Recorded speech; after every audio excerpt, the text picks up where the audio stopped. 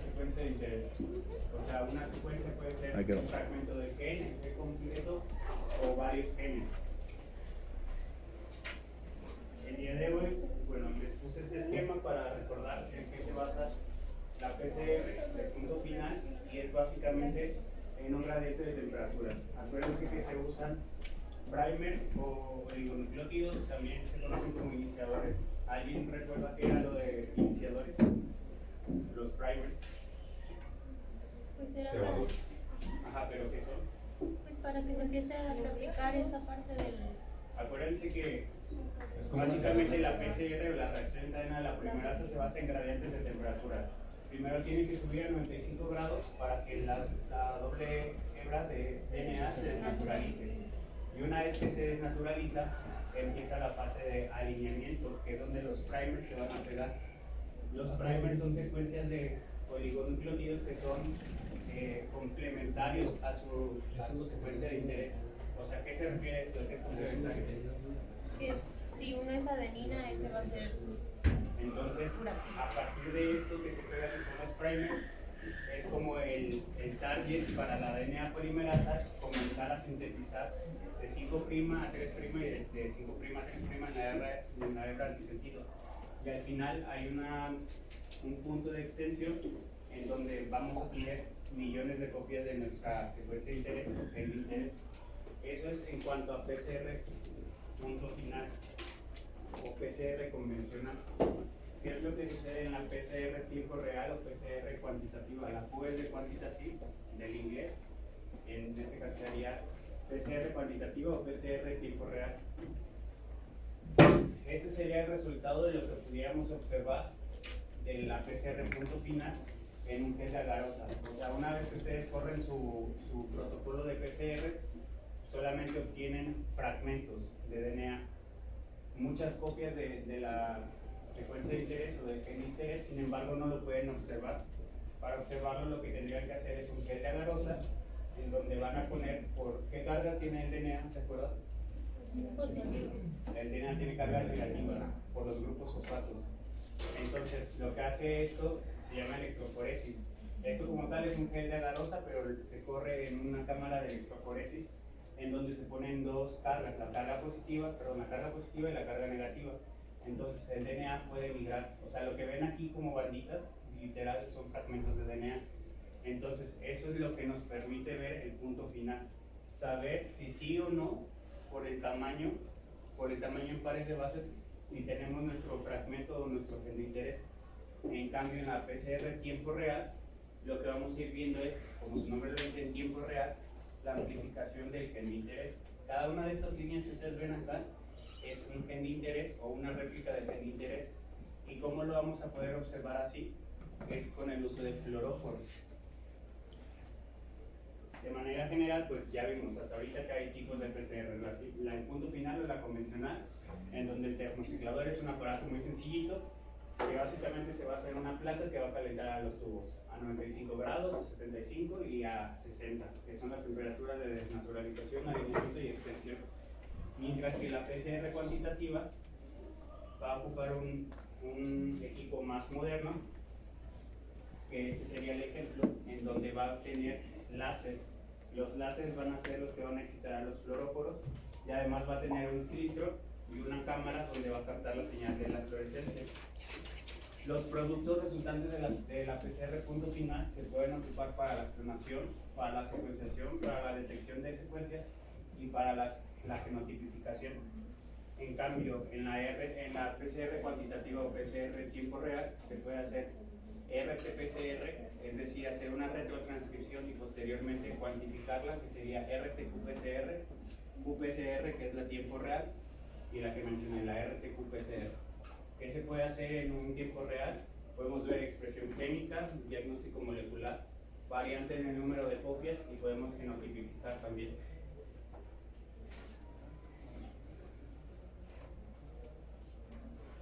Las limitantes de la PCR punto final, como ya les mencionaba, es que solamente ustedes pueden ver si tienen o no tienen gen de interés o sus secuencias de interés. Les dije que esto se hace mediante el tamaño de pares de bases. Esto se le conoce como escalera, que es, cada fragmento de esto tiene un tamaño conocido. Por ejemplo, ese fragmento podría ser de 500 pares de bases, y si tu gen de interés son 500 pares de bases y está a la misma altura, estás seguro que es tu gen de interés, o sea, lo que amplificaste sí es tu gen de interés. ¿Cuáles son las desventajas de esta técnica? Primero es que se usa un intercalante de bases que se llama bromuro de tirio, y ese no es cuantificable. Es pobre en precisión, tiene una baja sensibilidad comparada con la PCR en tiempo real, una baja resolución, un bajo rango dinámico, y los resultados son muy subjetivos porque no se pueden cuantificar, solamente se pueden observar. Por eso es una PCR cualitativa y no cuantitativa. Entonces, en PCR en tiempo real, lo que va a pasar es que es una técnica que va a combinar la amplificación de la PCR punto final, y la detección en un mismo paso. O sea, vamos a ir detectando cada que se vaya amplificando la secuencia de interés. Y esto se puede correlacionar el producto de la PCR en cada ciclo con su intensidad de fluorescencia. Básicamente lo que enseña este GIF es que vamos a tener una fuente de poder que puede ser un diodo, luz halógena, tungsteno o LEDs, y van a ir pasando nuestros tubos. Nuestros tubos van a llevar fluoróforos, como les mencioné, y se van a ir excitando con la fuente de poder, y posteriormente la señal va a pasar por un filtro, y este filtro va a pasar por una cámara, y la cámara lo va a pasar un software, y en el software vamos a ir viendo cada cuánto va a ir amplificando.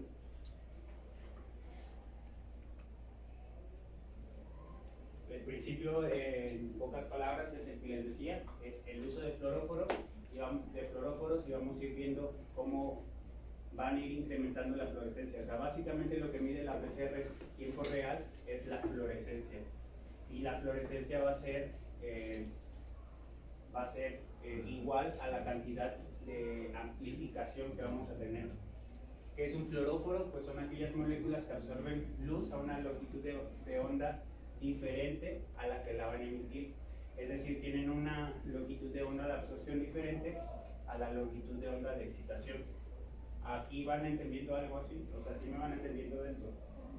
Porque si recuerdan, lo que hace la PCR tiempo real es que al final lo que van a hacer es excitar al fluoróforo, y lo que se va a medir es la fluorescencia.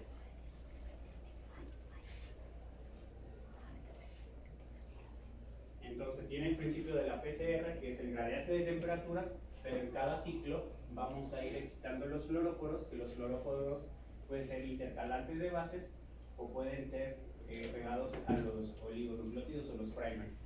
Pero al final vamos a tener la amplificación igual que la PCR convencional. Sin embargo, en ese nos permite ir viendo o monitoreando en cada ciclo si hay incremento de la expresión. Y eso se puede usar, como ya mencioné, en la expresión génica, o por ejemplo se puede para cuantificar cargas virales o cargas bacterianas. Las diferentes químicas que va a usar la PCR cuantitativa van a ser intercalantes de bases. El más ocupado es el Cyber Green, y ahora también hay uno que se llama Eva Green, que es un intercalante de bases que más adelante les voy a explicar cómo funcionan. También hay oligonucleótidos mascados con fluoróforos, y también va a haber cebadores o sondas, que pueden ser sondas Scorpio o sondas de hidrólisis como las tipo TACMA. Y bueno, los fluoróforos son pequeñas moléculas fluorescentes que se van a unir, o sea, pueden ser intercalantes de bases o estar unidas a oligonucleótidos, y es lo que va a dar la fluorescencia. ¿Hasta acá tienen alguna duda acerca de los fluoróforos? No.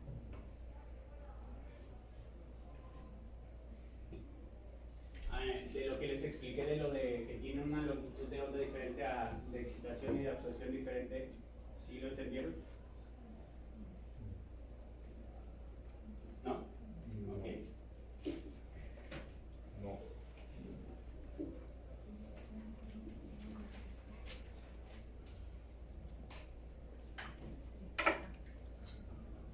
Por ejemplo, imagínense que son moléculas. El nombre no importa, sin embargo, lo que van a tomar en cuenta es su excitación. O sea, esto es en nanómetros de longitud de onda. Es decir, cuánta longitud de onda necesitas para excitar a este fluoróforo. necesitas 495, pero la emisión de la fluorescencia alcanza su pico máximo en el 517. O sea, necesitas menor cantidad para excitarlo a la cantidad que va a emitir. Y lo que al final lo que va a leer el equipo es la emisión. Acuérdense que el espectro visible de la luz son los colores del arco iris. Entonces los fluoróforos van a dividirse, por ejemplo, en aquellos que se excitan en el color verde, en aquellos que se excitan en el color azul o los que se excitan en el color, por ejemplo, amarillo. Entonces, con eso van a escoger sus fluoróforos que van a utilizar en este ensayo.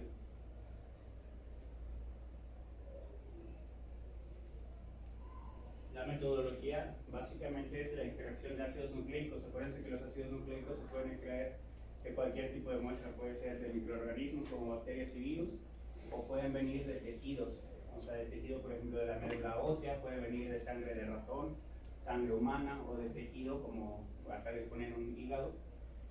Se tiene que hacer la extracción de los ácidos nucleicos. ¿Cuáles ácidos? Pueden ser RNA o DNA, dependiendo del tipo de ensayo que quieran hacer. Acuérdense que en una diapositiva yo les puse que se podía hacer expresión génica.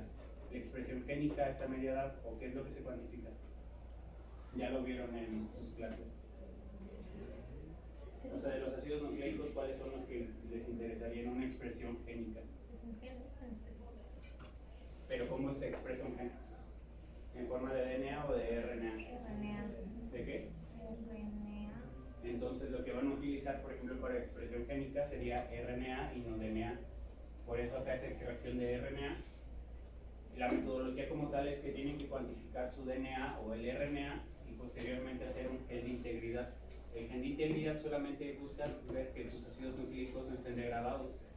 Y posteriormente, si es RNA, se va a hacer la retrotranscripción, que es pasar de RNA a cDNA. Acuérdense del dogma central de la biología molecular. Y una vez que tienen el cDNA es DNA complementario. Este DNA, si se acuerdan de las diferencias de RNA y DNA, que por la característica del RNA, que es monocatenario, es más sensible a degradación y el DNA no. Entonces puedes pasar de RNA a DNA, que se conoce como cDNA, y es más estable. Y es lo que vas a utilizar, por ejemplo, en tu ensayo de expresión génica. Ahora, en cuanto al equipo, yo les mencionaba que la PCR convencional es un equipo muy sencillo, que básicamente es una placa que va a calentar los tubos a diferentes temperaturas.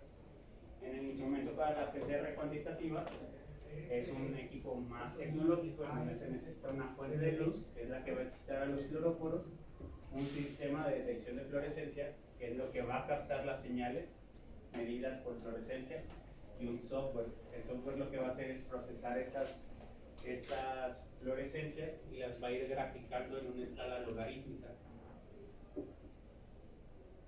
Entonces, este otro esquema les muestra, los aparatos pueden ser diferentes, o sea, la fuente de luz puede estar en diferente lugar. Hay unos que pueden rotar como el primer GIF e ir excitando tubo por tubo, y hay otros que son más comunes, que son acá, que tienen una placa y el haz de luz va a ir pasando y posteriormente se va a ir cuantificando la fluorescencia, o sea, no es con un rotor.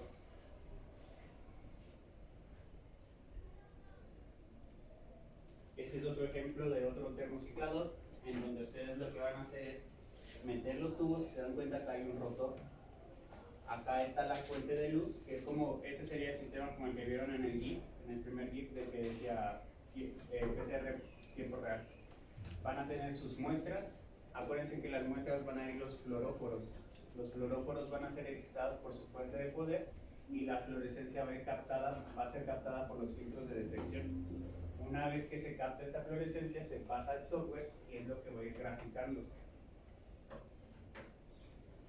Al igual que en la PCR convencional, se necesitan varios suplementos, que serían el buffer, los DNTP. Si se acuerdan de esta parte, ¿para qué servían los DNTP? Los objetos son para que se Que son los que van a permitir que se elonguen las nuevas cadenas. Va a ser el magnesio. ¿Para qué servía? ¿Era qué? Es el cofactor de la TAC polimerasa. van a ver los iniciadores o los primers, el iniciador A y el C, que sería el forward y el reverse, o el sentido y el antisentido. La muestra, que debe ser DNA o cDNA, acuérdense que el cDNA parte del RNA, agua de grado molecular y los fluorocromos o los intercalantes.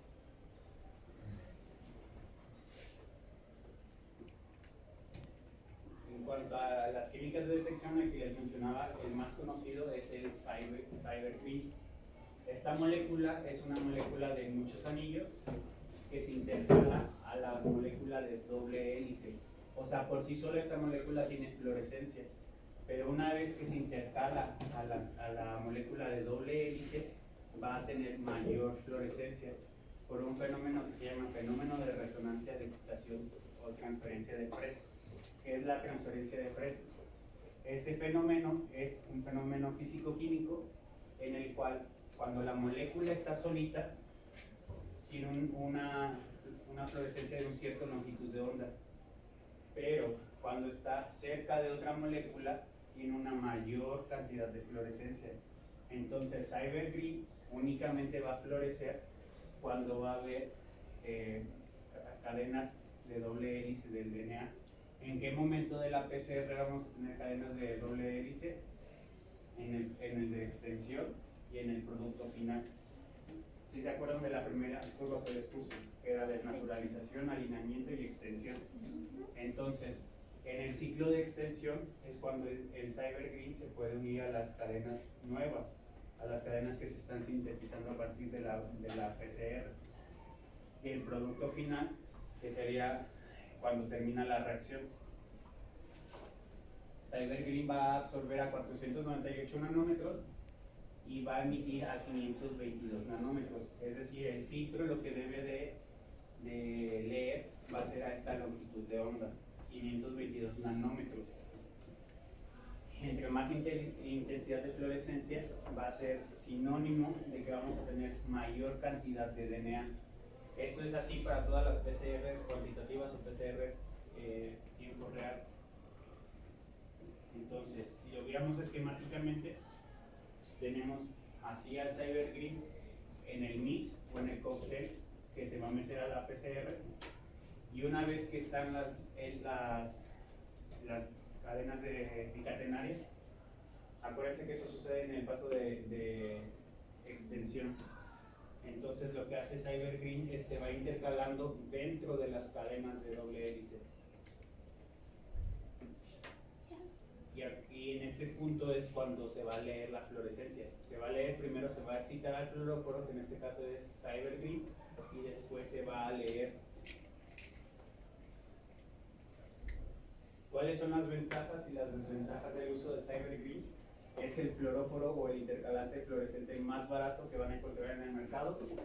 Se utilizan los mismos reactivos para cualquier PCR, o sea, si tienen cualquier gen de interés y tienen Cybergreen, lo pueden usar. Es decir, si ustedes en su estudio tienen 10 genes que van a estudiar, pueden tener los mismos reactivos más Cybergreen. O sea, Cybergreen les va a servir para todo. ¿Cuál es la desventaja? Es que Cybergreen es inespecífico. ¿Por qué creen que es inespecífico?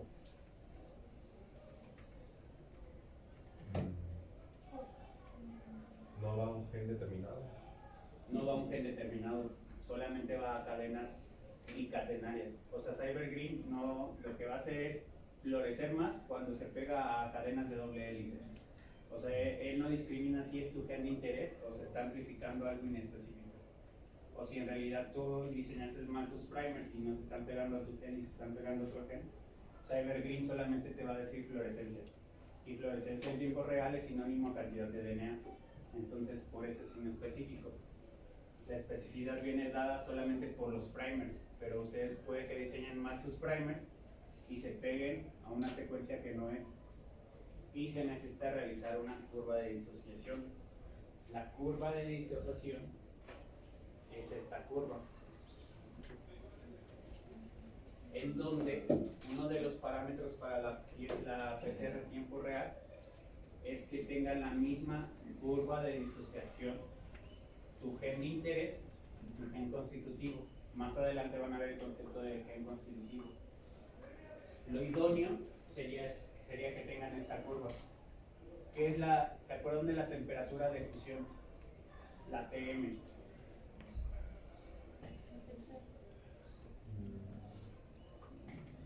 ¿70? ¿Mandé? 70. No. O sea, ¿cuál es el concepto de la TM? O temperatura de fusión, temperatura melting. No la temperatura, sino cuál es el concepto. O sea, ¿a qué se refiere la temperatura? Temperatura de fusión, temperatura melting. La temperatura de fusión es cuando el 50% de las cadenas de DNA se encuentran separadas. ¿Y cuando se separan? Por la temperatura. Entonces, lo que te cuantifica la curva MEL es que tus primers de interés y tu primer de tu gen de referencia tienen una misma constante de disociación. O sea que tu gen de interés está bien medido. ¿Cuándo es cuando no está bien medido? Cuando tienen dos curvas diferentes. Porque tu gen constitutivo no te sirve de referencia.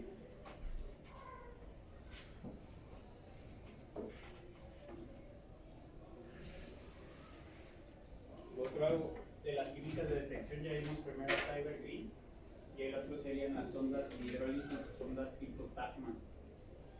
Las sondas tipo Tachman son sondas, o sea, son oligonucleótidos que igual que los primers se van a pegar por complementariedad de bases. ¿Cuál va a ser lo diferente en esto? Es que van a tener un fluoróforo donador o un fluoróforo reportero en su extremo 5' y un apagador en el extremo 3'. El apagador o quencher es una molécula que va a absorber toda la fluorescencia. Acuérdense que esto es un fluoróforo, solamente es esquemático, que es un puntito amarillo. Y un fluoróforo fluoresce. Entonces, al 5' va a estar en la fluorescencia, pero muy cercano a ellos, porque acuérdense que una sonda o un oligonucleótido o un primer son pequeños fragmentos de nucleótidos, de 15 a 20 nucleótidos. O sea, químicamente y físicamente están muy cerquitas. Entonces, lo que hace esta molécula es que va a estar absorbiendo toda la fluorescencia que está emitiendo este fluoróforo. Una vez que se pega, ¿en qué parte de la PCR se debe de pegar la sonda?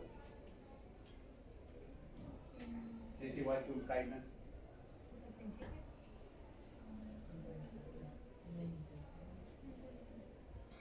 En la contrariedad, Igual. en lo complementario, en la parte complementaria del gen. En la grafiquita que les puse de desnaturalización, alineamiento y extensión, ¿en cuál? El alineamiento, o sea, annealing o alineamiento es porque se va a unir los primers con su secuencia de interés. Por eso es annealing o alineamiento. Entonces, en esta etapa de alineamiento se va a pegar la sonda a su secuencia, que la secuencia va a ser una secuencia que esté dentro de tu gen de interés. Posteriormente, en la fase de extensión, ¿qué sucede en la fase de extensión? Lo que va a pasar es que la DNA polimerasa que se va a utilizar acá tiene una actividad exonucleasa. ¿Qué le suena? Suena exonucleasa. ¿Qué? Que va a cortar, y en este caso lo que va a cortar es el donador. Entonces, en la fase de la extensión o polimerización, lo que va a hacer la DNA polimerasa es que este enlace lo va a romper y se va a liberar el fluoróforo. Una vez libre el fluoróforo, pasa el filtro, el haz de luz, lo excita y ya está libre. O sea, va a tener una mayor fluorescencia que si estuviera aquí pegado. O sea, si está aquí pegado, ¿qué es lo que pasa? Ajá, o sea, la fluorescencia no es mucha porque está esta molécula absorbiendo toda la fluorescencia. Entonces, si su secuencia es la misma que tu sonda, se va a pegar o se va a hibridar, y en la parte de la extensión se va a liberar el fluoróforo reportero o donador, y lo que va a leer el equipo va a ser la fluorescencia de este fluoróforo. ¿Hasta acá tienen dudas? ¿No? Entonces, como constituyentes de las ondas tipo Tacman, pues va a ser que el reportero va a ser un fluoróforo. Generalmente Tacman es la marca y van a ser dos fluoróforos que son DIP y FAM. El quencher es un quencher de tipo no fluorescent quencher, o sea que es un quencher que no florece o es una molécula que no va a tener fluorescencia, sino que al contrario, que va a captar toda la fluorescencia. Y lo importante de ese tipo de ensayo es que tienen una misma temperatura de disociación o melting. Entonces, se llama Tacman justo por Pacman, porque la isonucleasa lo que hace es va a ir como comiendo como el Pac-Man y cuando rompe o escinde por su actividad de isonucleasa libera el reportero o el fluoróforo reportero y eso es lo que se va a cuantificar.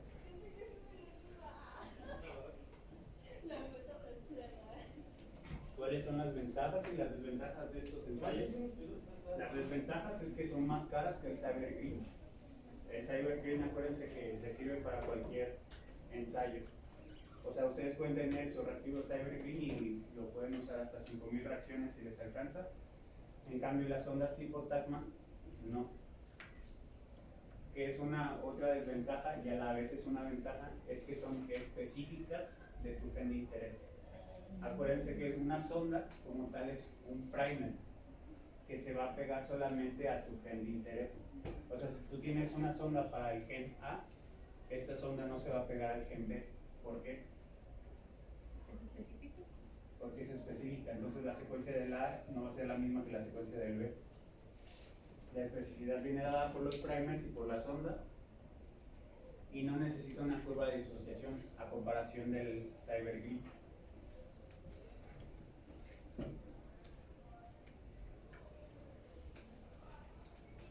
Bueno, de lo de los fluoróforos, si no recuerdan el espectro visible de luz, va del azul al rojo y dentro de estos colores hay longitudes de ondas que están dados en nanómetros. Entonces hoy en día hay fluoróforos que son moléculas que florecen o que se excitan a una longitud de onda en un espectro visible del arco iris. Más fácil, por ejemplo, va a haber moléculas que solamente se exciten en donde cae el color azul. Va a haber moléculas, por el contrario, que solamente se exciten en el color rojo. ¿Cuál es el concepto de absorción y emisión? Por favor, vean la mano. O sea, la emisión sería aquí, su punto máximo de fluorescencia. La absorción, por el contrario, es acá, en donde empieza la curva. Si lo vieran como una campana de Gauss, el inicio sería el punto de absorción y el punto de emisión sería el punto máximo. Entonces, estos conceptos deben de considerar a la hora de que van a customizar un ensayo de PCR en tiempo real, si lo van a hacer con sondas tipo Tacman, para que la fluorescencia no se sobrelape, porque quizás pueden escoger un fluoróforo que tenga una misma absorción, el azul que el amarillo, pero la emisión es diferente. O sea, son aspectos que se deben de considerar a la hora de hacer sus ensayos. Entonces, ¿qué es lo que realmente va a medir la qPCR o la PCR cuantitativa o tiempo real? En esto no se observan amplicones. Donde se observan los amplicones son en la PCR punto final y se observan solamente en los geles de agarosa. Lo que sí mide es la fluorescencia, que va a ser proporcional a la cantidad de DNA, que es en el último punto, o la cantidad de amplicones en cada uno de los ciclos.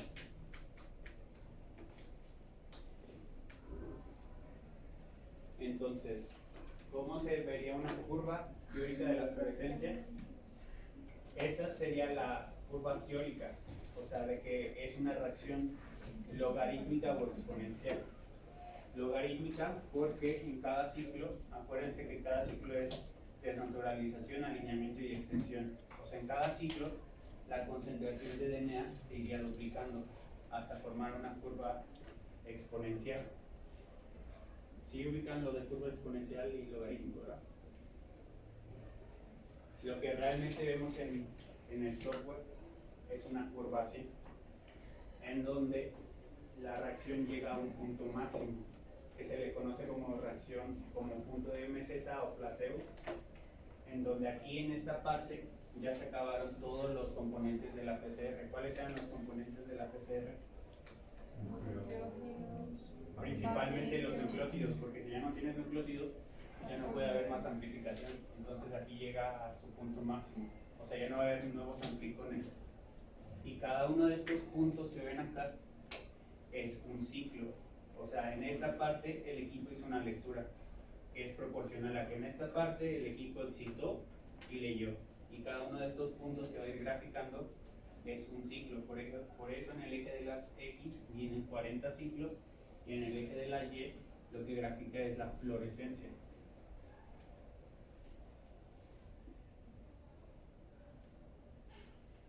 Ahora, de los términos importantes de los que yo les he estado mencionando, el template va a ser la muestra, o sea, va a ser su templado, lo que van a utilizar. Pues, en este caso va a ser DNA o cDNA. El control positivo va a ser una muestra que expresa el gen que van a analizar. Es decir, si ustedes quieren ver la presencia de COVID, deben de tener una muestra positiva a COVID para que sea su control de referencia o control positivo. Un control negativo es aquella muestra que no va a expresar el gen que estamos buscando. Y un blanco o NTC, NTC es No Template Control, es aquella muestra que solamente le vas a poner agua, o sea, no lleva material genético.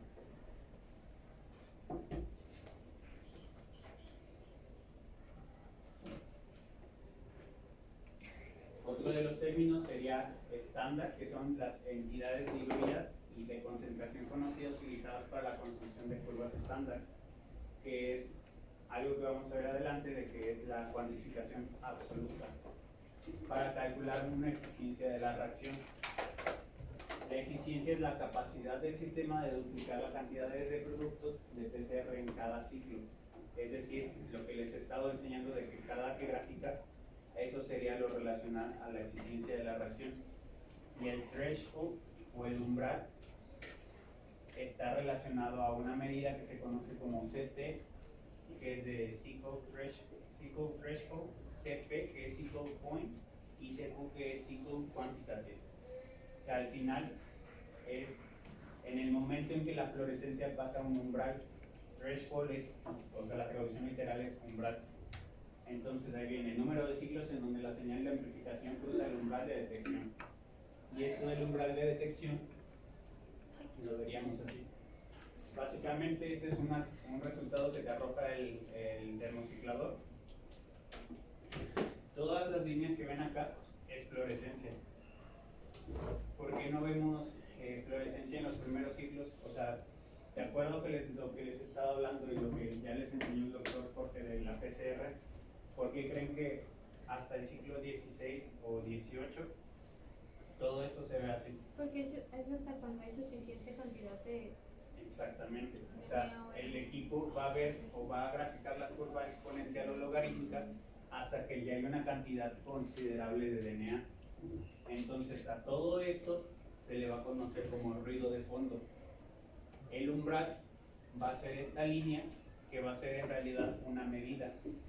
Esa medida se va a calcular por logaritmos del software, pero básicamente es cuando la fluorescencia pasa esta línea.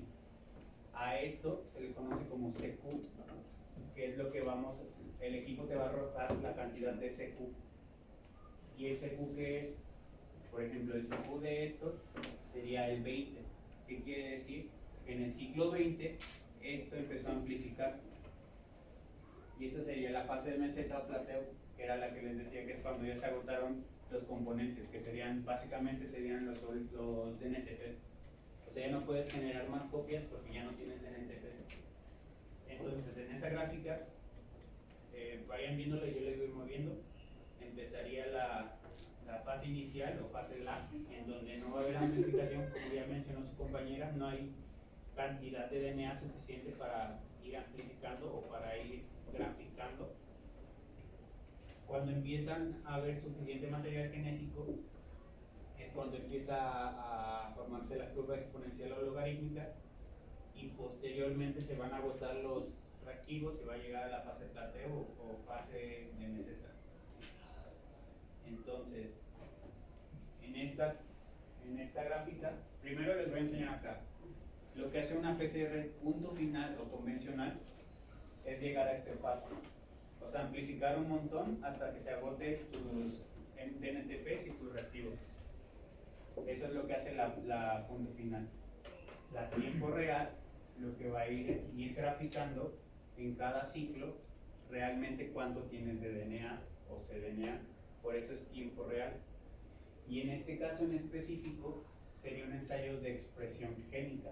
Acuérdense que expresión génica es por cDNA, que antes era RNA. Lo que haces es metes un gen constitutivo y tu gen de interés. Tu gen de interés va a ser tu gen que tú estás investigando. Entonces vas a comparar los CTs de tu gen de referencia contra los CTs de tu gen de interés.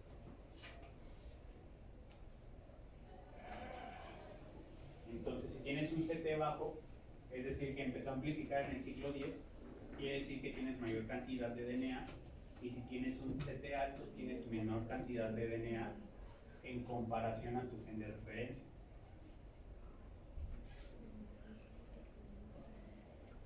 Las aplicaciones de la qPCR en el diagnóstico pues sería la investigación científica, en la biotecnología sería ver la expresión de ciertos marcadores o ciertos genes. En la medicina molecular sería para el diagnóstico, el ejemplo más claro es lo que ustedes vieron, que es la pandemia, o sea, ver si hay presencia o ausencia de ciertos genes. Eso también se puede hacer, por ejemplo, para influenza, para VIH. En microbiología, por ejemplo, puedes cuantificar cargas virales o cargas bacterianas.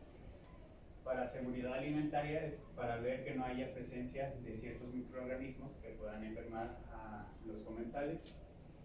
Y para la detección de variantes de un solo nucleótido o mutaciones. Acuérdense que estas son las que pueden originar ciertas enfermedades o síndromes.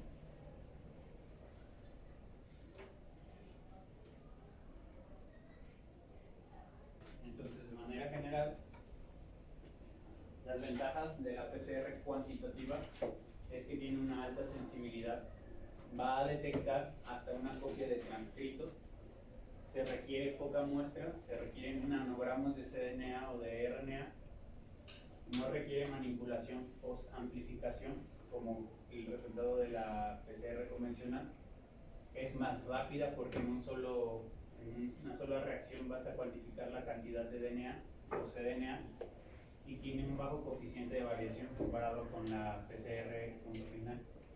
Las desventajas es que el equipo y los reactivos son costosos. Los reactivos cuestan millones de pesos y y los reactivos también son caros. La capacitación para su realización, esto se enfoca a que no cualquier técnico puede meter una PCR cuantitativa y las precauciones extremas.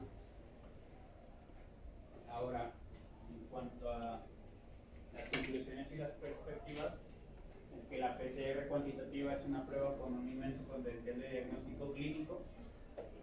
Para la investigación y desarrollo tecnológico permite hacer a la PCR una prueba más sencilla y reproducible. O sea, reproducible también, vuelvo a lo mismo, por ejemplo, en el caso de COVID, ¿cuántas pruebas de COVID no se hacían por qRT-PCR al día? Y las pruebas de diagnóstico molecular son accesibles para todos los laboratorios clínicos que puedan comprar el equipo de tiempo real.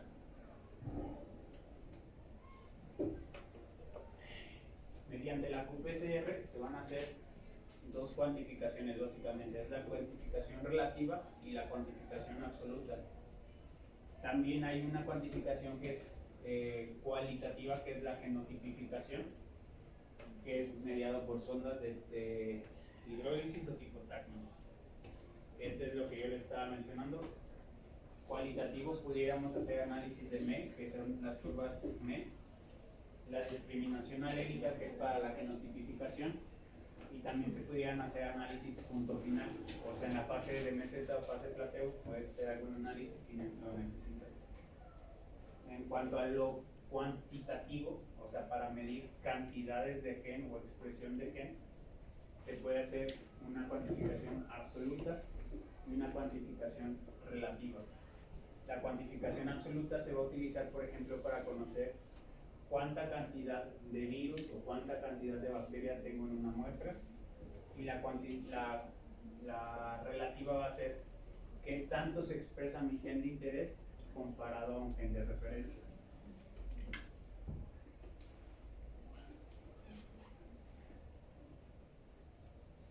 De terminología que vamos a estar usando en las siguientes diapositivas es: gen de interés es el gen en el cual queremos saber su expresión. Por ejemplo, ustedes pueden escoger, cada uno puede escoger un gen y lo van a comparar contra un gen de referencia.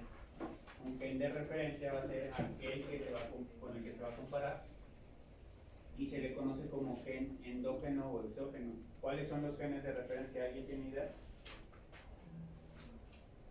¿Cómo escogerías para realizar, tu compañera, cómo escogerías un gen de referencia? Si vas a hacer una comparativa de tu gen de expresión de interés contra algo, ¿cuáles serían tus parámetros para escoger algo de referencia? ¿No es el gen normal el que debería ser como el que está bien y ver el otro? ¿O Y un gen normal, ¿cuál sería? pues el que tienen todos? Pero como ¿Silvestre? No, eso ya es lo que están hablando del silvestre, y lo del gen normal es para la genotipificación, es para ver mutaciones, para ver expresión. ¿Contra qué lo compararían? Por ejemplo, imagínense una muestra de cáncer de mama. Quieren ver si se expresa más un receptor comparado con un escenario sano. ¿Cómo lo harían? ¿De dos personas? No. La expresión, por ejemplo, si tú escoges un gen de interés y en este caso es un receptor, puede variar en tu sujeto sano y puede variar en tu enfermo. En el enfermo seguramente va a variar. El gen de referencia son los genes housekeeping o los genes constitutivos. No sé si el doctor les habló de los housekeeping en transcripción, perdón. Son los genes que siempre se van a estar expresando. ¿Como cuáles? O sea, piensen a nivel molecular o celular o bioquímico, ¿qué gen siempre se está expresando? El de la insulina. No. Porque la insulina puede variar los niveles, ¿no? Entonces no sería ese. O sea que no importa el tratamiento, no importa el estrés, no importa la circunstancia, no va a variar. Piénsenlo a nivel celular o bioquímico. O sea, ahí está la respuesta. El de la glucosa. ¿Cómo? No, el de la glucosa también vale. Uno de ciclo de Krebs. El acetilco. El más ocupado es la gliceraldehído, que es una enzima del ciclo de Krebs. Otro que siempre se va a estar expresando es el 18S ribosomal de los ribosomas. O sea, siempre están haciendo traducción de proteínas.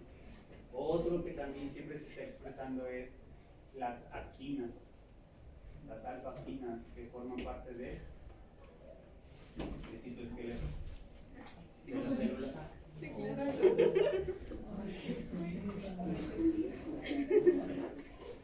Entonces, un gen de referencia, ¿para qué sirve? Pues va a ser punto de comparación.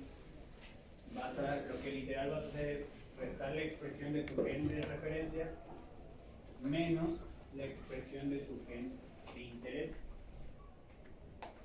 Aquí puede haber, por ejemplo, menciones incorrectas si, por ejemplo, agregas mayor cantidad de cDNA de uno que del otro. Si la integridad del RNA, o sea, antes de que pase a ser cDNA, estaba degradado, y si el pipeteo es inexacto, o sea, que en una muestra, en el mismo ensayo pongas 15 microlitros y en el otro pongas 18, por 3 microlitros debe haber variación. Y eso lo vas a ver en el equipo en las gráficas.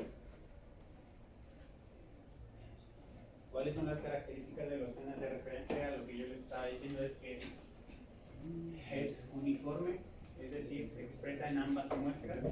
Por ejemplo, una enzima del ciclo de Krebs se van a expresar igual en cáncer que en sujetos sanos.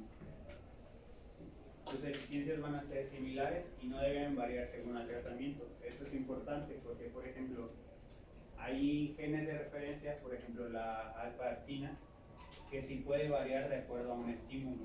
Entonces, tienen que ver cuál es el gen de referencia que más les conviene. O sea, no es como el que más me guste de seguro es correcto. Tienen que ver que, no, que su tratamiento, su enfermedad o su estímulo no modifique la expresión de los genes de referencia. Y aquí lo dice, no existe un control universal y se debe validar para cada experimento. Entonces, esta es la gliceraldehído, la que les hablaba, que es GAPDH por sus siglas. ¿Alguien se acuerda? ¿Ya llevaban inmunología? No. La beta-microglobulina es parte del MHC.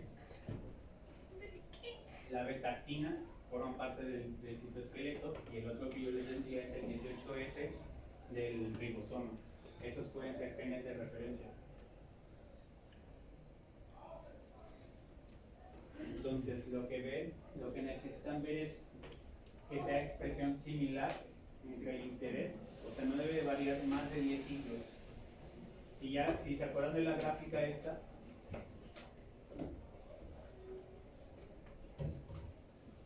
yo les mencioné el concepto de eficiencia de la reacción. Un gen de referencia no debe de variar entre tu gen de interés más de 10 ciclos, porque ese no te sirve como gen de referencia. Y todo esto se tendría que leer antes de empezar un ensayo. Porque, por ejemplo, si escoges beta-actina y ves que tú estás estudiando el gen de... ¿Qué gen se les antoja? De la insulina, ya dijeron. Entonces, si tu beta-actina se expresa en el 18, pero tu insulina se está expresando en el 38, eso no te sirve como gen de referencia. Y tendrías que haber leído antes cuál se usa para la insulina, porque tendrías que comprar nuevos reactivos para que sí te sirva para la insulina.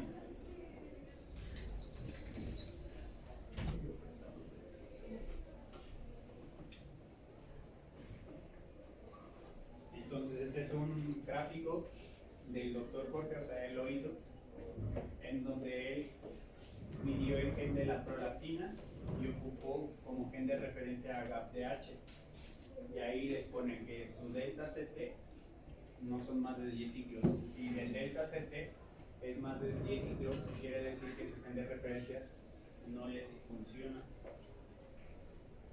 Entonces, lo que ustedes van a reportar en un ensayo de expresión génica son estas unidades. Delta CT es la referencia, perdón, es la diferencia entre tu gen de referencia menos el gen de interés. Acuérdense que CT y CQ es lo mismo, y CQ es el valor en donde empieza a amplificar, que es donde les está marcando aquí el doctor Jorge en amarillo. O sea, el equipo no te da esto, lo de marcar en amarillito. El doctor se los puso para que se les haga más fácil. Entonces, si tú tienes un CQ de GAPDH igual a 19, a 17, perdón, y de prolactina igual a 17, lo que vas a hacer es la diferencia, y va a ser 2. Y después, la otra unidad de medida para la expresión génica es 2 a la delta CT. 2 a la delta CT es la unidad que te dice, va a evaluar la expresión de un gen de interés en relación con un gen de referencia. Y estas unidades pues las graficas. Y el otro método es 2 a la menos delta CT, que lo que te da, o esta medida lo que te da es el fold change o veces de cambio. Es decir, te dice cuántas veces se expresa más tu gen de interés contra tu gen de referencia. Y en este caso, por ejemplo, en su gen de interés del doctor, se expresó más contra el ADH, que era su gen constitutivo o gen de referencia. Entonces esas son las dos básicas que se ocupan para la expresión génica, es 2 a la delta CT y 2 a la menos delta CT. Entonces, ¿cómo se sacaba delta CT? Referencia menos el interés. ¿Cómo? Referencia menos el interés. Exactamente. ¿Y CT cuál era? o el CT o el CQ que era, El lugar donde se donde empieza. empieza a amplificar, donde se empieza a detectar fluorescencia. Ya hablamos de la cuantificación relativa, que es cuánto se expresa más mi gen de interés contra un gen constitutivo o gen de referencia. Eso es cuantificación relativa. La otra que se puede hacer por UPCR es cuantificación absoluta, y no me voy a detener tanto porque es más sencilla de explicar, pero en cierto punto más complicada de hacer. El objetivo va a ser determinar el número exacto de moléculas que se tienen del material genético, ya sea DNA o RNA, en una muestra, y esto se ocupa en microbiología mucho, para conocer cuánta cantidad de virus tienes o cuánta cantidad de bacterias tienes. Y básicamente en lo que se basa la cuantificación absoluta es hacer diluciones de la muestra, y estas diluciones se van a ir graficando. Entonces la calidad de la cuantificación absoluta está dada por un buen pipeteo, por la preparación de los estándares y por la buena conservación de los estándares. Es decir, si por ejemplo en la expresión relativa tú pipeteabas mal, podías ver una diferencia, ¿no? Pero en la cuantificación absoluta, si pipeteas mal, ya te salió mal todo, porque a la hora de graficar te va a salir 2 puntos acá, y desde ahí te está marcando que tu pipeteo fue incorrecto y no te va a dar un número determinado de copias. Entonces, solo como para que se queden, básicamente la relativa es cuánto se expresa más un gen versus otro, y el otro va a ser un gen que siempre está expresándose, que es un gen constitutivo. La cuantificación absoluta es cuánto material genético tengo de una muestra. Entonces eso es lo que hace la cuantificación absoluta. Haces varias diluciones, corres la PCR y te va a dar varias curvas. Ya después de eso las graficas y vas a sacar el aproximado del número de copias en cada una de estas diluciones.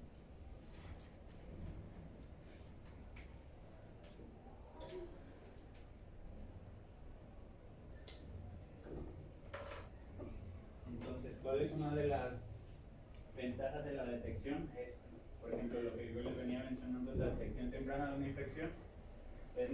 Puedes ver la respuesta inmunológica, se puede medir después de días o semanas ocurridas la infección.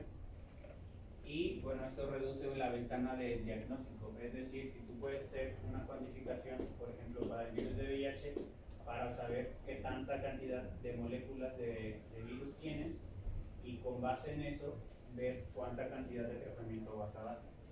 Eso es un ejemplo de VIH, pero puede ser para cualquier patógeno.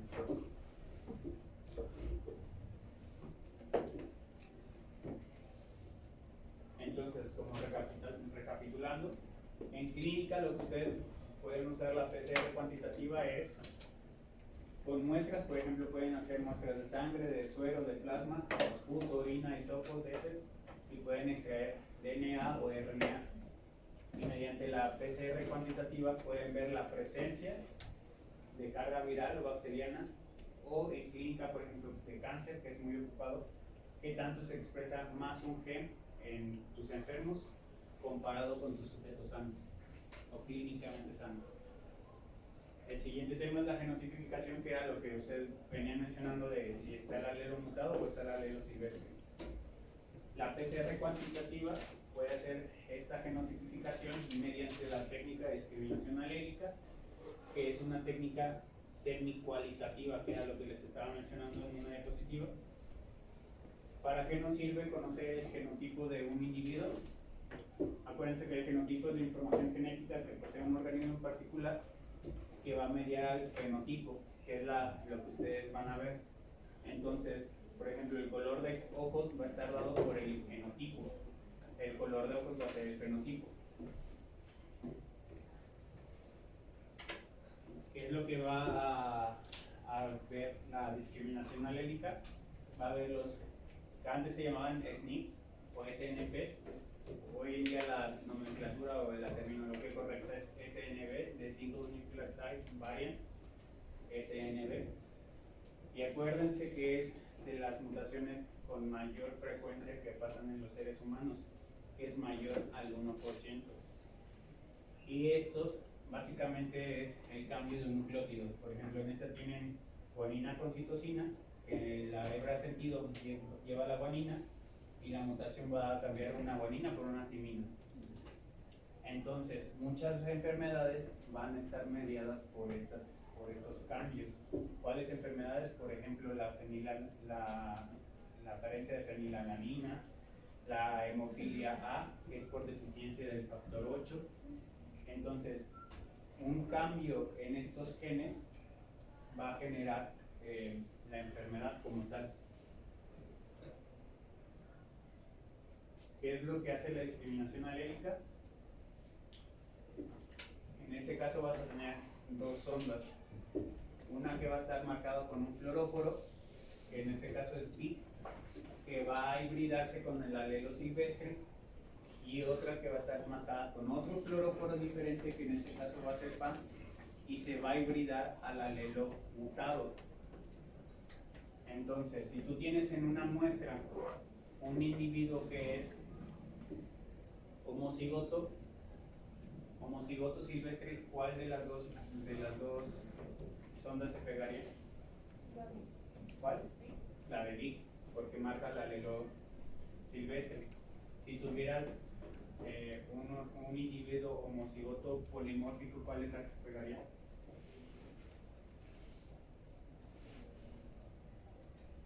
Homocigoto polimórfico, homocigoto, acuérdense, es que los dos alelos están igual, polimórfico es que los dos alelos están mutados.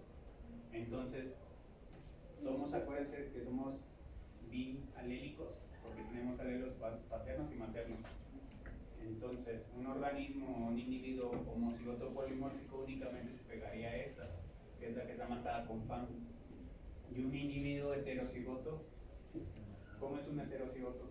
Dos diferentes. Que sería un alelo silvestre y un alelo mutado. Entonces, ¿cuáles de las dos ondas se pegarían? ¿Y cómo lo cuantificarías eso? Pues no se cuantifica, no se ve, o sea, No, quedaría marcado Otra con respuesta. cuál sería. ¿Alguien más tiene otra? hasta el ¿No? final. En este, acuérdense que son sondas y que se pega al DNA. Y si tienes un alelo, un gen mutado y un gen silvestre, se puede pegar una y uno. Entonces el equipo lo que te va a dar es la fluorescencia de BIF y la fluorescencia de FAM. Entonces, si tienes las dos fluorescencias en un individuo, por ende tú deduces que es un individuo heterocigoto, porque una sonda se pegó al silvestre y otro al mutado. Entonces, si lo quieren ver más esquemático y más lento, pues tendríamos, en este caso, por ejemplo, que investigáramos una mutación donde hay un cambio de guanina por adenina, tendríamos dos sondas diferentes.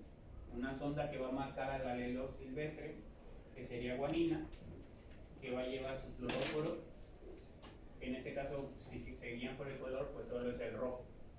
Y otra sonda en el mismo ensayo, esto se hace en el mismo ensayo, o sea, en el mismo tubo, un ensayo es un tubo.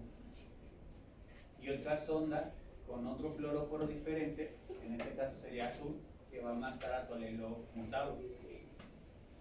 Entonces, si ustedes tienen un individuo, por ejemplo, ¿qué tipo de individuo sería? Silvestre.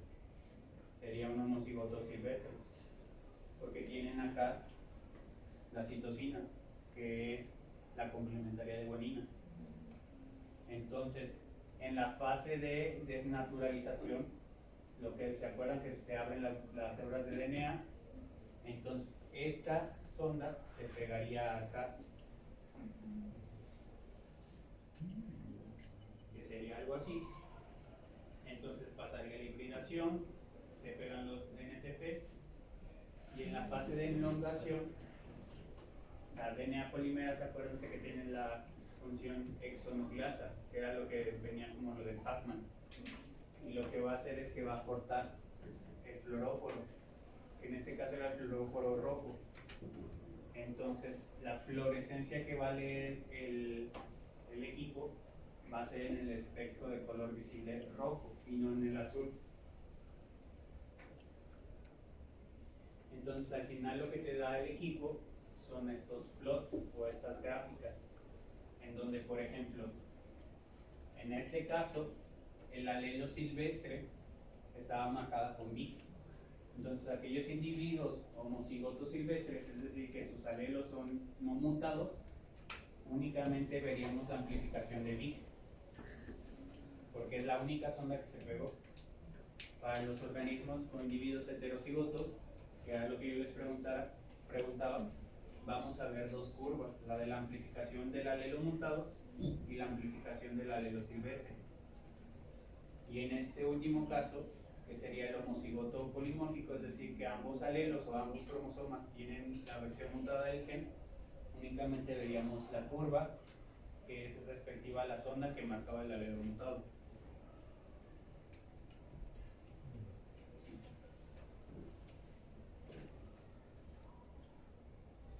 ¿Hasta acá tienen duda?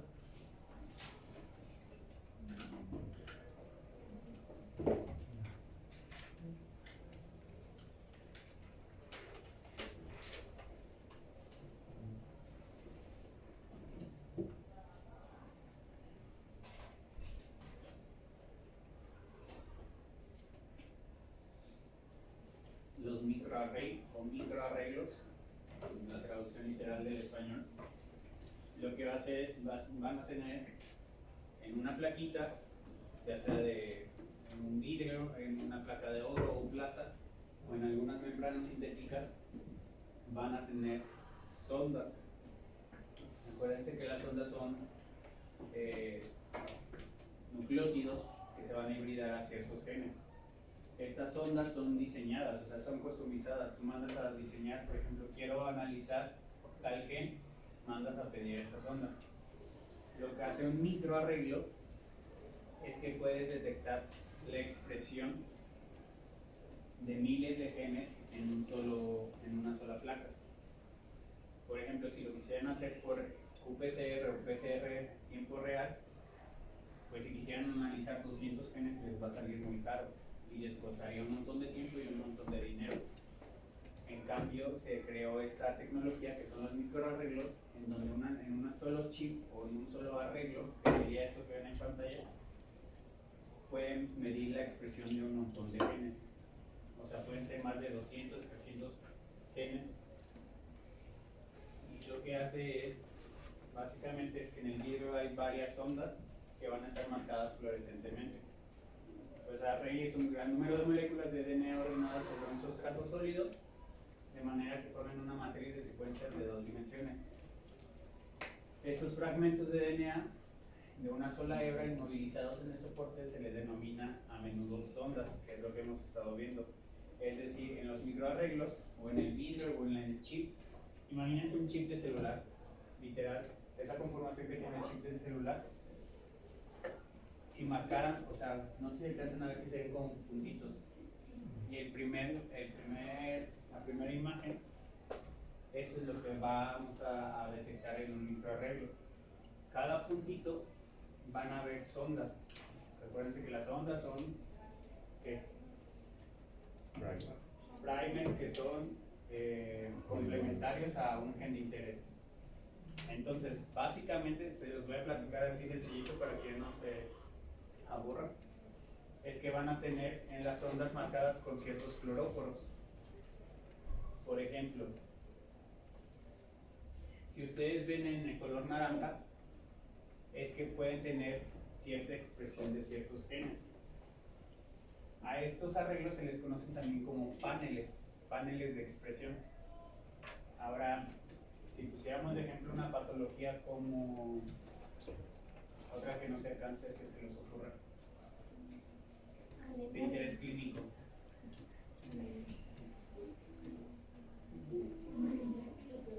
Diabetes, por ejemplo. Si quisieran ver la expresión génica de genes relacionados en el metabolismo de la glucólisis, de la glucosa y de la insulina, lo que ustedes pueden hacer es mandar a pedir un microarreglo en donde cada uno de estos puntitos va a ser un gen que va a ir en el metabolismo de la glucólisis o del ciclo de Krebs o de la insulina. Entonces, cada fluorescencia va a ser igual a la expresión del gen. Por ejemplo, en este caso, hay dos tipos de microarreglos, de un canal o de 2 canales. Este es de 2 canales. Un canal significa es que todo lo que ven prendido o fluorescente fuera de un solo color. Sería puros puntitos verdes. Eso es un canal. Y de 2 canales sería esto, que ven colores intermedios.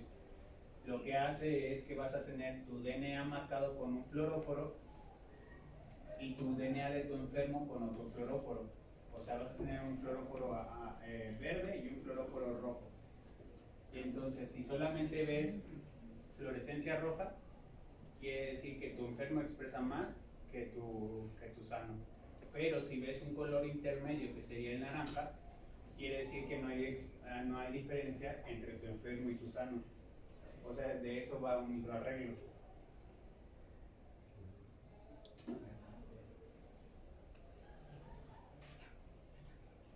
Y aquí les puse un ejemplo yo. Van a tener una célula sana, van a hacer cultivo celular para tener un montón de estas células y poder extraer DNA. Y después RNA en este caso, acuérdense que los microarreglos generalmente es para la expresión génica. Vas a hacer tu retrotranscripción y en tu retrotranscripción le vas a poner un fluoróforo. En este caso, para los sujetos sanos va a ser el fluoróforo verde y para los de diabetes va a ser el fluoróforo rojo. Entonces, si no ves fluorescencia, aquí lo dice, no puede que las células no estén presentes, o más bien no hay células presentes, porque sí o sí tus CDNAs van marcados, rojo y verde.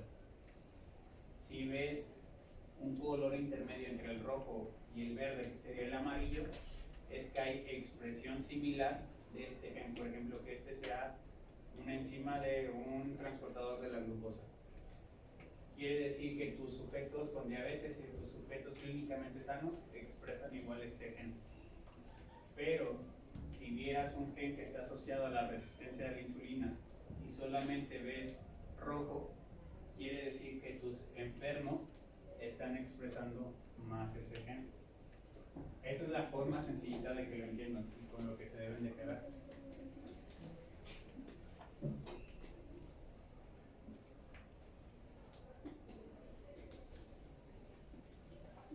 De las aplicaciones de los microarreglos, que aquí en Cook se hacen muchos microarreglos, es la monitorización de la expresión génica, como en el ejemplo que acabamos de ver, es que tanto se expresa en un enfermo y en un sano, incluso que tanto se expresa, por ejemplo, ciertos genes de un mismo individuo en hígado y que tanto se expresa en riñón. O sea, eso también lo puedes comparar, no es discriminativo.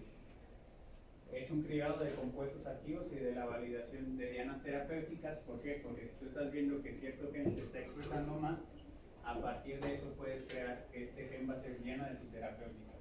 Por ejemplo, en los diabéticos, si tienes mayor expresión de cierto gen de la resistencia a la insulina, pues vas a tener que dar un fármaco que disminuya la resistencia a la insulina.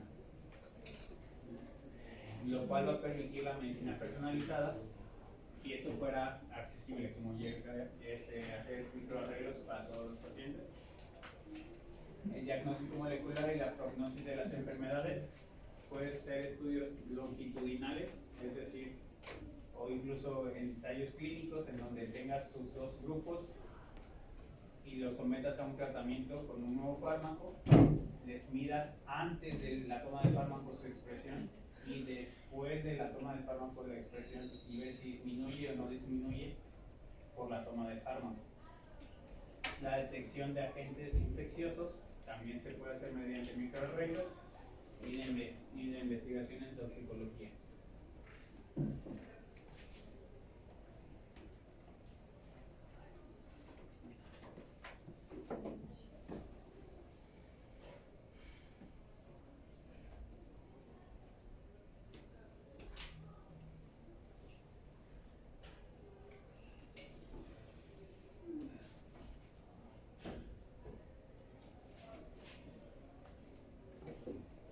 ¿Hasta acá preguntas? Compañera, a ver, ¿para qué eran los microarreglos? No sé. ¿O para qué se usaba la PCR de cuantificación relativa? Para amplificar Amplificar. el genoma y compararlo. No. ¿Alguien se acuerda? La expresión relativa Era cuando se expresaba más un gen en comparación de otro. es la comparación de la expresión de un gen de interés con un gen de referencia. Y la expresión, la cuantificación absoluta, ¿cuál era? ¿Cuánto virus encontramos? ¿Cuándo qué? ¿Cuánto la cantidad? ¿Cuánto virus Y en encontramos? eso se usa más en, por ejemplo, en cargas virales, cargas bacterianas generalmente. Y la discriminación alélica, ¿para qué se utilizaba? ¿La qué? Discriminación alélica, la de los genotipos. Para ver si Sí, hay hay mutaciones. Para saber si hay mutaciones de homocigotos, heterocigotos. La discriminación alélica, como su nombre dice, solamente discrimina entre un alelo u otro. O sea, solamente, por ejemplo, en una enfermedad lo puedes usar si sabes que la mutación, en el ejemplo yo les puse A por G, o G por A, no me acuerdo, guanina por adenina. Puedes usar la discriminación alélica únicamente en enfermedad, o en una enfermedad que digas, la mutación de G por A me da el fenotipo enfermo. Únicamente para eso. Y sería como el de diagnóstico. Otra técnica que sí te conoce ver toda la secuencia del gen, que es la secuenciación, que es la que vamos a ver ahorita. Pero entonces una de las limitantes de la discriminación alélica es que solamente te va a decir cuál alelo está de una mutación. O sea, solamente te dice una mutación. En cambio, la secuenciación te va a decir todo el orden o todo el arreglo de los nucleótidos comparado contra alguna muestra, por ejemplo, de un sujeto sano. Entonces, en la secuenciación lo que vamos a ver es el orden de las secuencias de los nucleótidos. Y este método es más caro que la discriminación alélica, pero es más preciso. Porque, por ejemplo, muchos fenotipos clínicos no están causados solamente por una mutación o por un alelo, sino por 2 o 3 o 4 alelos más. Entonces la secuenciación lo que te permite es ver si tu paciente tiene esas mutaciones. Y acuérdense que hay mutaciones que se asocian más a peor pronóstico o a una evolución peor de la enfermedad. Entonces, la secuenciación del DNA es un método enzimático de determinación de la cadena de DNA, y en el que me voy a enfocar solamente va a ser en el método de dideoxinucleótidos, que es la secuenciación Sanger o secuenciación Sanger. En este, básicamente es la polimerización interrumpida o interrumpida del DNA, que ahorita les voy a explicar cómo es que se interrumpe. Y se lleva a cabo cada polimerización del DNA en presencia de derivados dideoxinucleótidos. ¿Alguien se acuerda que es un dideoxinucleótido? ¿Sí se acuerdan lo de la diferencia entre el nucleótido y nucleósido? Sí. Y luego los nucleótidos, que son trifosfatos, por ejemplo, pues los DNTPs que se usan en la PCR. Por eso son DNTPs. En este caso, en la secuenciación Sanger, se usan dideoxinucleótidos fosfatos. ¿Por qué son dideóxidos? Porque en el carbono 3, en lugar de tener un grupo hidroxilo, van a tener un grupo hidrógeno. O sea, por eso son dideóxido. En este caso, pues son también trifosfato, como el resto de los DNTPs que hemos estado viendo para los PCRs. ¿Y qué característica creen que, o sea, si le falta aquí el grupo hidroxilo, qué pasaría en la polimerización? Se para, pero ¿por qué se para? Porque falta el oxígeno con el cual se hace el enlace fosfodiéster con el siguiente nucleótido. Entonces, un dideoxinucleótido tiene esta característica, que no puede hacer el enlace fosfodiéster con el siguiente nucleótido. Otra de las características que se va a usar, que se van a tener en estos, es que van a estar marcados fluorescentemente. ¿Y qué es lo que el detector te va a decir? Todos los métodos que hemos estado viendo hasta ahorita son con fluorescencia. y la cantidad de fluorescencia va a ser relativa ya sea a la cantidad de DNA o a la expresión del DNA o RNA. Y en la secuenciación es algo similar. No te va a decir cuánta cantidad tienes ni si se está expresando más o no, porque en este caso solamente es para DNA y el DNA no se expresa, acuérdense. Entonces, lo que te va a decir aquí es qué nucleótido tienes y cuál nucleótido no tienes o está cambiado. ¿Cómo lo va a hacer?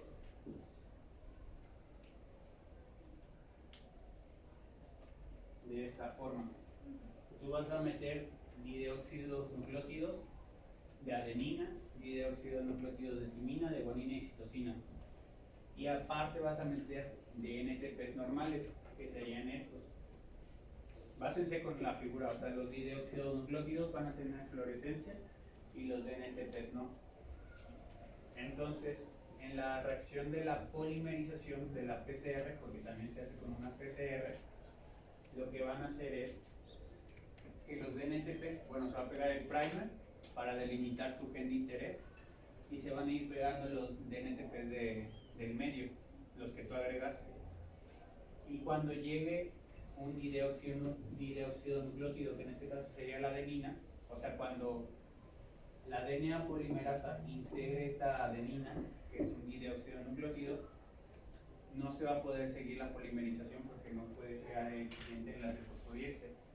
Entonces vas a tener este fragmento nada más y así consecutivamente con un montón de fragmentitos. Y al final lo que vas a tener es fragmentos que van a estar marcados. Estos fragmentos los vamos a pasar por algo que se llama electroforesis capilar, y lo que va a hacer la electroforesis capilar es que primero va a meter a los de menor tamaño. Entonces, sigan el esquema. Si este terminó en timina y después hay más bases, este va a tener adenina, guanina, citosina, timina, guanina. Entonces, no sé si alcanzan a ver, pero por ejemplo acá hay 1, 2, 3, 4, 5, 6 y llegó al dideóxido nucleótido timina. 1, 2, 3, 4, 5, 6, 7, 8, 9, 10, 11 y agregó otro dideóxido. Pero entre 11 y 7 todavía hay nucleótidos, ¿no? Va a haber más fragmentos que van a ser el fragmento 9, el fragmento 8, el fragmento 10 y el fragmento 11. O sea, vas a tener muchos fragmentitos marcados con dideóxidos nucleótidos. Y al final lo que va a hacer el equipo es por gradiente de pares de bases te va a ir formando tu secuencia. Y entonces lo que pasa en la electroforesis capilar es que cada uno de esos fragmentos van a ir pasando y este está marcado con rojo. Entonces el equipo excita y el filtro detecta que es una timina porque está en rojo. Entonces lo que te va a ir ordenando el software es: primero tienes una adenina, quizás después tienes una citosina, una guanina, una citosina, hasta llegar a la siguiente, que es la adenina. Pero acá acuérdense que, o sea, acá nada más son 1, 2, 3, 4, 5, 6. No son 6 las que van a tener incluso solamente una base nitrogenada y después un dideóxido. Después 2 bases nitrogenadas y un dideóxido. Y así consecutivamente. Entonces al final lo que van a tener es todo el código genético de este gen de interés. ¿Y cómo te lo reporta el equipo? Te lo reporta por curvas de fluorescencia. En el primero te reporta la curva de fluorescencia gris, que es la guanina. Después detectó una curva verde, que es la adenina. Y a estos resultados se les conocen como electroferogramas, que son básicamente estos. Y te da un rango. Por ejemplo, te dice: de tu secuencia 110, estas son las que detecté. Tienes una adenina, una guanina, una citosina, una timina, y te los va a ir enumerando. Entonces, si ya tienes esto, ¿para qué te serviría en clínica? ¿Cómo? Para encontrar mutaciones. Yo les puse acá un ejemplo, que es, por ejemplo, ¿ya llevaron genética? Bueno, este es una genealogía.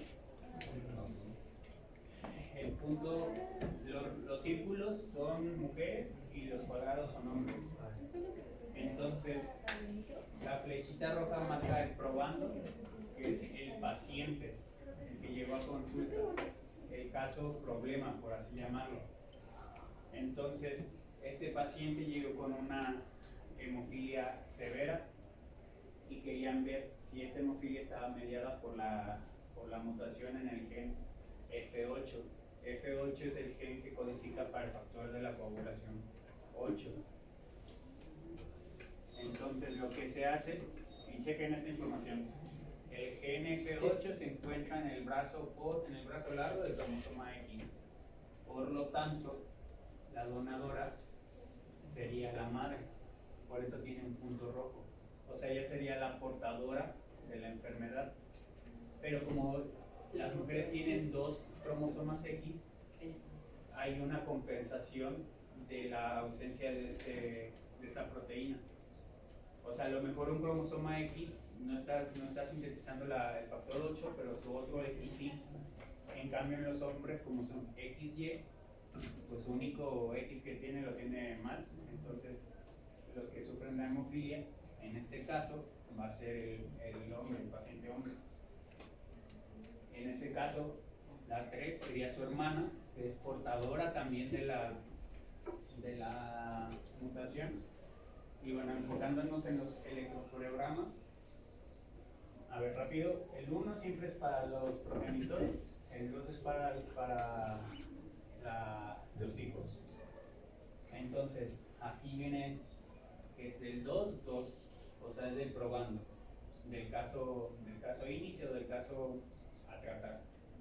Entonces, lo que ellos vieron es que los alelos que ellos tenían en el gen F8, de hecho aquí dice TAT, que es los nucleótidos que serían timina, adenina, timina, codifican para una tirosina.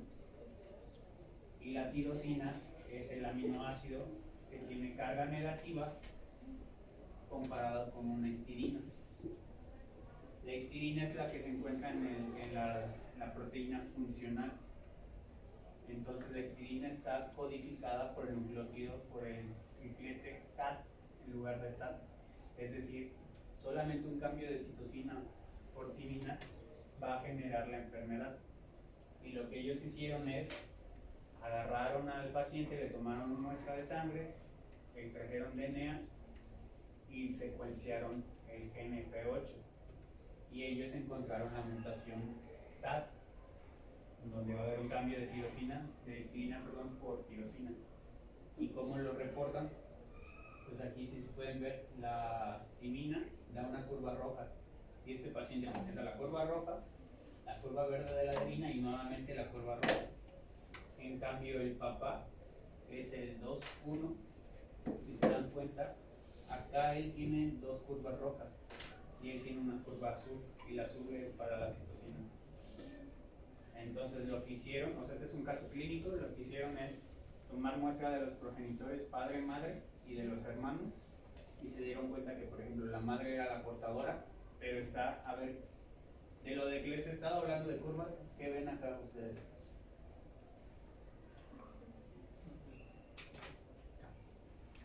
De hecho, el N no es ningún nucleótido, pero vean bien, según yo sí se alcanza a ver, realmente diferente ahí. Que la CAT está más, que la C está más pequeña. A ver, Se ve una doble onda, ¿no? exactamente, se ven dos. Se ven Sí. dos. El enfermo tiene una curva o un pico rojo. El sano, que es el papá, tiene un pico azul. Ustedes aquí alcanzan, bueno, no sé si alcanzan a ver, pero está traslapado una curva roja, una curva azul. Entonces su mamá es portadora porque es heterocigoto. Era lo que yo les decía. Un cromosoma X tiene la mutación y el otro no. Y pues lamentablemente heredó el cromosoma X que tenía la mutación al hijo. Y como los hombres solamente tienen un X, pues el hijo fue el afectado y el que desarrolló la enfermedad. Entonces, para este tipo de casos se usa mucho, de hecho en clínica la secuenciación se usa mucho para el diagnóstico clínico. Okay.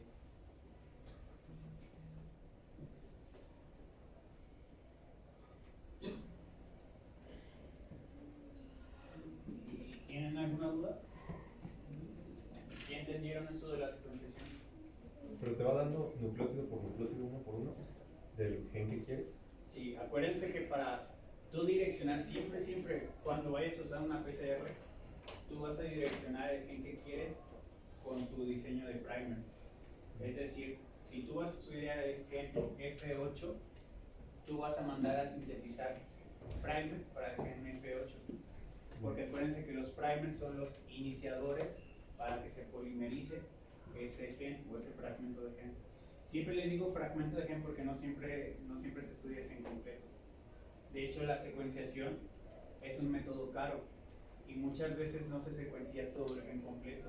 Solamente se secuencian en donde se sabe que las mutaciones van a generar la enfermedad. Por ejemplo, en este ejemplo, sí secuenciaron todo el gen F8, porque cualquier mutación en el gen F8 puede derivar el fenotipo clínico de la hemofilia A. Pero en cáncer se usa mucho en que los genes solamente ya sabes en qué codón o en qué exón es el afectado. Entonces tú mandas a sintetizar primer solamente para el exón 7. Y si tienes, por ejemplo, un gen, imagínate el gen A es afectado en el intrón, ni siquiera en el exón, en el intrón 2, tú solamente vas a mandar primers para el intrón 2. Entonces, en la PCR lo que haces es amplificar el DNA. No importa si es gen, si es exón, intrón, solamente amplificas DNA y a partir de ese DNA puedes hacer metodologías como esta, que es la secuenciación, de conocer si sí o no. O sea, la primera, ¿en qué te imaginas tú que me estabas preguntando? ¿En qué lo harías? ¿En una PCR cuantitativa o en una PCR punto final? En una punto final. En un punto final, porque solamente lo que quieres tener es el material genético en mucha cantidad. Y después ese material genético lo puedes mandar a secuenciar o lo puedes usar para un microarreglo, por ejemplo. ¿Dudas?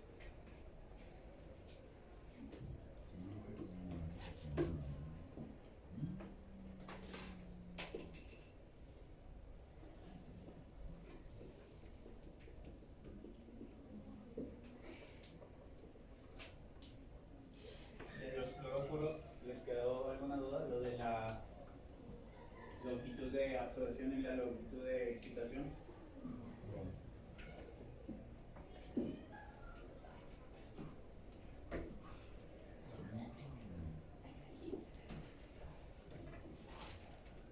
Microarreglos, ¿les quedó dudas? ¿Cómo sabe la polimerasa dónde parar? O sea, hasta dónde parar. ¿Por qué no? O sea, si ya dijimos que es en el exón 3, pero ¿qué la hace parar en el exón 3 justo cuando termina y no sigue al 4 o al 5? ¿Tú qué te imaginas? Pues una secuencia de stop, ¿no? Pero ¿cómo se le pondría? A ver. Acuérdate que era, acuérdate que el equipo me dijo un video donde pasaba la esta y se seguía uno y Se otra se cruzaba. cortaba. ¿Cómo que se cruza? Y se O sea, la respuesta tiene que ver con lo que te está diciendo y y está había acá. unas que eran 4 así largas y Es que se cruzaban, ¿no? Como que se entrecruzaban entre uno y otro y lo cortaron, lo cortaron. Acuérdate que los primers, tienes un primer forward y un primer reverse. Entonces, el primer forward te va a decir aquí inicia tu polimerización y el primer reverse te va a decir aquí termina. Entonces, también se le conocen como iniciadores o molde. Lo que hace el primer es que se pega y una vez que la DNA polimerasa, acuérdate que la DNA polimerasa se ocupa en la replicación y en la replicación naturalmente tú tienes la doble hélice. Entonces la DNA polimerasa, si ve aquí una doble hélice, aquí va a empezar a polimerizar. No sé si se acuerdan del proceso de replicación. La PCR imita la replicación, pero eso sería ex vivo. O sea, in vivo, en tus células, la replicación se lleva a cabo con la DNA polimerasa, pero lo que rompen los enlaces de hidrógeno son las topoisomerasas. Acá, lo que rompería los enlaces de hidrógeno serían el calor, que va a romper los enlaces de hidrógeno y al final vas a tener las dos hebras separadas. Después vuelves a bajar la temperatura para que tus primers que tú diseñaste en dónde inicia y dónde termina tu secuencia de interés se peguen. Y una vez que están pegados, la DNA polimerasa puede extender o polimerizar. Aquí viene, mira, el reverse va a polimerizarse hacia el sentido de la flecha y el forward hacia el sentido de la flecha. ¿A dónde va a parar? Pues hasta donde tope la polimerasa con un primer forward y un primer reverse. Eso es lo que te va a delimitar tu inicio y tu fin de tu amplicón. ¿Sí les explicó el doctor qué era el amplicón? Que es tu producto final de la PCR. O sea, esto va a ser tu amplicón. Y puede llamarse un intrón, un exón o el gen completo. Tu amplicón sería como, por ejemplo, mi amplicón del GNP8, el del factor 8 de la población. Y ya a partir de esto, o sea, el punto final era lo que yo les decía, que sirve para esto. O sea, con los amplicones o con el resultado del punto final, puedes clonar. O sea, puedes clonar tu GNP8 en un plásmido. O puedes secuenciarlo por secuenciación tipo Sanger. O puedes genotipificar, no por discriminación alélica, sino por otra técnica que se llama RFLP, que son fragmentos largos de restricción. Y por ejemplo, esta es una forma de genotipificar, y la forma de genotipificación en tiempo real sería por la discriminación alélica, que es la que marcaba una sonda para la alelo silvestre y una sonda para la alelo mutado. ¿Dudas? ¿No? ¿De este lado?